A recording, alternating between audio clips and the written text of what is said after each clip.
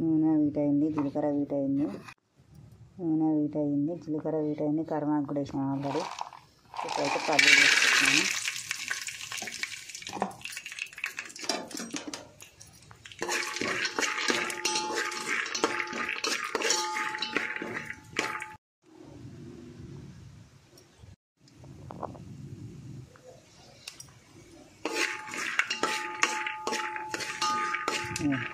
పల్లీలు అయితే వీటైనాయి,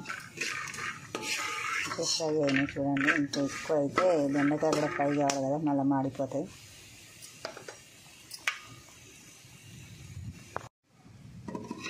బెండకాయలు 1/2 kg ఇప్పుడైతే ఇల్లు వేసుకుంటున్నా. ఒక పీట కెమెరా తీసుకుంటే ఒక పీట తీసుకున్నాను నేనైతే.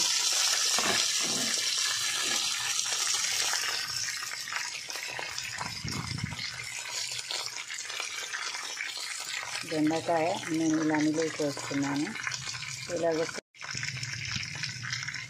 బెండకాయ ఇలా నిలువు కోసుకున్నాను, జల్దీ ఫ్రై అవుతాయి. రౌండ్ చేస్తే లేట్ అవుతాయి. నిలువు వేసి మళ్ళీ అడ్డం అయితే కట్ చేసుకున్నాను.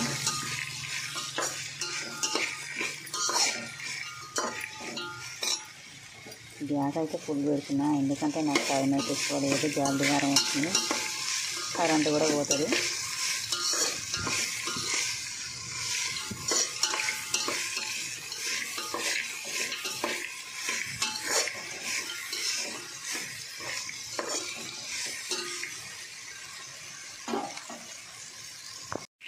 బెండకాయలలో ఉప్పు వేస్తే వెళ్ళి ఫ్రై అయితే నేనైతే ఒక చెంచాడు వేసుకుంటున్నాను. నేను ఇప్పుడేం కారం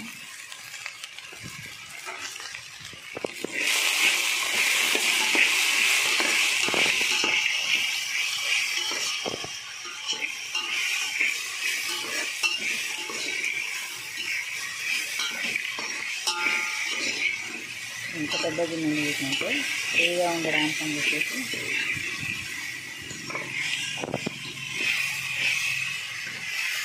పెట్టినా.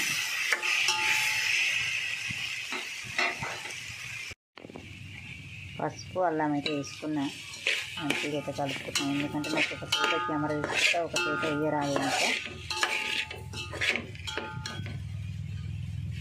పసుపు అల్లం అయితే వేసినాను. గ్యాస్ అయితే సిమ్లో పెట్టుకున్నాను.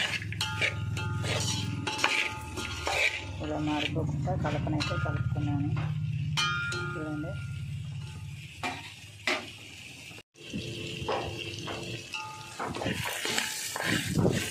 గ్యాస్ అయితే సిమ్లో పెట్టి వేసుకున్నాను. మనం పోసిన ఆయిల్ అంతా సపరేట్ అవుతుంది. అలా సపరేట్ అయినట్లే అవి మంచిగా ఫ్రై అవుతాయి.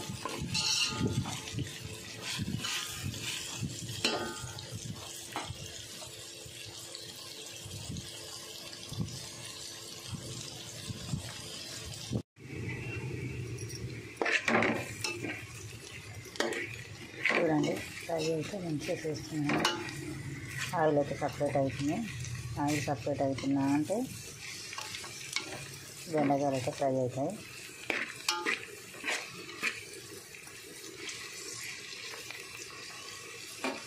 ఇంకా టైం పడుతుంది ఫ్రై అవ్వడానికి.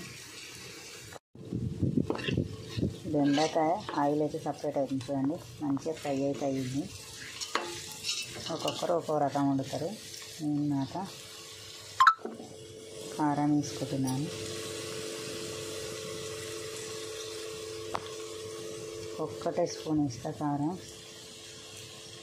సాల్ట్ అయితే అంతకుండా వేసిన, ఉప్పు లేని సాల్ట్ది.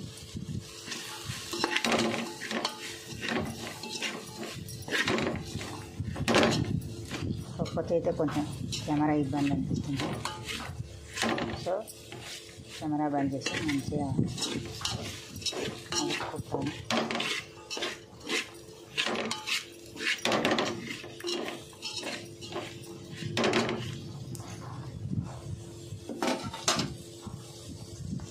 ఒక 10 నిమిషాల తర్వాత చూడండి, ఆయిల్ అయితే సపరేట్ అయింది.